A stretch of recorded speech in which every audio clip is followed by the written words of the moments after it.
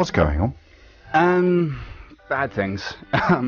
So I think I'm probably a bit more depressed about Brexit this morning than I have been really at any stage in this process. Yeah. Because yesterday it felt like the people who I normally feel quite a lot of sympathy with, Remainers, Soft Brexiters, had started to behave with the same kind of ideological frenzy that we see the ERG behaving with the hardliners.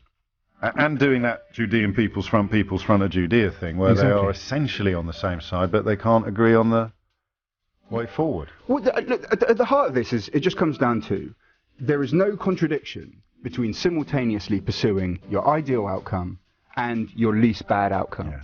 And in any scenario, like if you're going to have an argument with your husband or wife, you should probably start doing the same thing at the same time. Like that is just basic tactics. Don't just think, what do I really want? Also think, what can I live with in this scenario?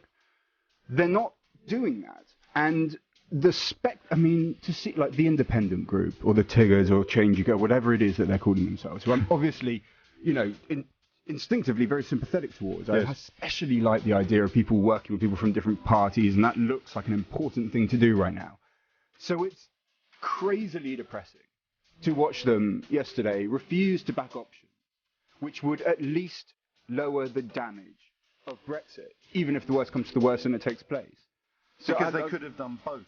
I think the word "and" is the most crucial in your analysis, Exactly. isn't it? It was they voted for their favourite and for nothing else. So in the case of the Tiggers, they went for the confirmatory referendum, but they didn't go for bold.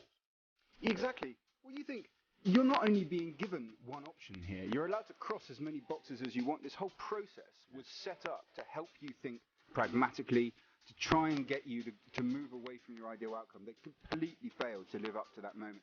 Nick Bowles, who, he is not ideal. Like when he first put out his plans for single market stuff, it was just covered in really rudimentary errors. Sure. But to his credit, it was basically a first draft, and he listened to people, he cleaned it up a bit. It's a beautiful example of someone who's not suffering from the Dunning-Kruger effect, because he got stuff wrong and he made mistakes and he learnt from them.